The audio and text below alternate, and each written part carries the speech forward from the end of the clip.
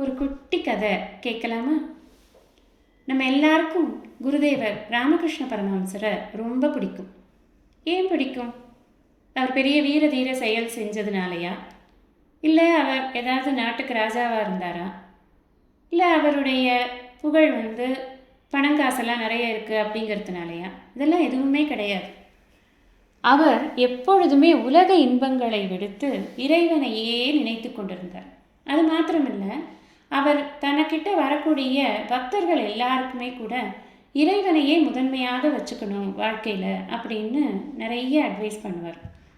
இல்லறவாசிகள் அவர்கிட்ட வந்தாலும் கூட, நீ இல்லறத்தில் இருந்தாலுமே கூட இறைவனின் நினைப்போடவே நீ காரியங்கள் எல்லாம் பண்ணப்பா, அப்போ தான் உன்னுடைய வாழ்க்கை ஸ்மூத்தாக நல்லா இருக்கும் அப்படின்னு அவர்களுக்கும் அவர் நிறைய அட்வைஸ் எல்லாம் பண்ணியிருக்கார். அவரே கூட ஒரு இல்லறவாசியாக மனைவியோடு இருந்தாலுமே கூட ஒரு நாளும் அவர் இறைவனின் நினைப்பை விட்டு வேறு நினைப்புக்கு அவருடைய மனமானது போனதே கிடையாது. சில பேர் அவர் பைசாவெல்லாம் தொட்டு இதெல்லாம் பண்ணினா அவருக்கு என்ன ஆகும் அப்படின்னெல்லாம் டெஸ்ட் பண்ணுறதுக்கெல்லாம் ட்ரை பண்ணுவாங்க. ஆனால் அவருக்கு பணக்காசை கையில் தொடர்றது அப்படிங்கிறதே ஒரு பெரிய கஷ்டம். அவர் எப்போவுமே அவருடைய சிஷ்யர்களுக்கெல்லாம் சொல்லி கொண்டிருப்பார், அவருடைய பக்தர்களுக்கெல்லாம் சொல்லி கொண்டிருப்பார், காமினி காஞ்சனம் இது ரெண்டையும் விட்டுடணும்.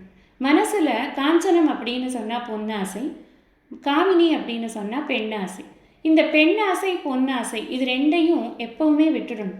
இது ரெண்டும் இருந்தது அப்படின்னு சொன்னால் இந்த உலகத்தில் நம்மளால் நிம்மதியாகவே இருக்க முடியாது.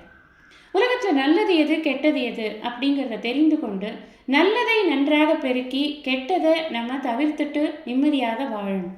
எப்பொழுதும் இறைவனையே நினைத்து கொண்டு வாழணும். இதெல்லாம் அவருடைய அருமையான உபதேசங்களாக இருந்தது. எப்பவுமே அவர் தன்கிட்ட வரவங்களுக்கு இது மாதிரியான உபதேசங்களை பண்ணி அவர்களை நல்வழிப்படுத்துறது அப்படிங்கிறது தான் அவருடைய ஒரு விஷயமாக வைத்து கொண்டு இருந்தார் அப்படின்னு பார்க்கிறோம். வள்ளுவரும் அதைத்தான் சொல்றார். இருமை வகை தெரிந்து ஈண்டு அறம் பூண்டார் பெருமை பிறங்கிற்று உலகு. இந்த இருமை, இந்த நன்மை தீமை அப்படிங்கிற இந்த விஷயங்கள் எது அப்படின்னு தெரிந்து கொண்டு, அது மாத்திரமில்லை, எது நித்தியம் எது அனித்தியம் அதையும் தெரிஞ்சுக்கணும். நித்தியமாக இருப்பது இறைவனின் திருவடி தான், அனித்தியமாக இருப்பது இந்த உலக விஷயங்கள் தான். இதை நாம் நன்றாக தெரிந்து கொண்டு நித்தியமாக இருக்கக்கூடிய இறைவனை நன்றாக சார்ந்திருந்து அனித்தியமாக இருக்கக்கூடிய உலகை நாம் ஒதுக்கி வைத்து எப்பொழுதும் இறைவனோடையே நாம் தொடர்பு படுத்தி கொண்டே இருந்தோம் நம் மனதை அப்படின்னு சொன்னால் நம்முடைய வாழ்க்கை நன்றாக இருக்கும்.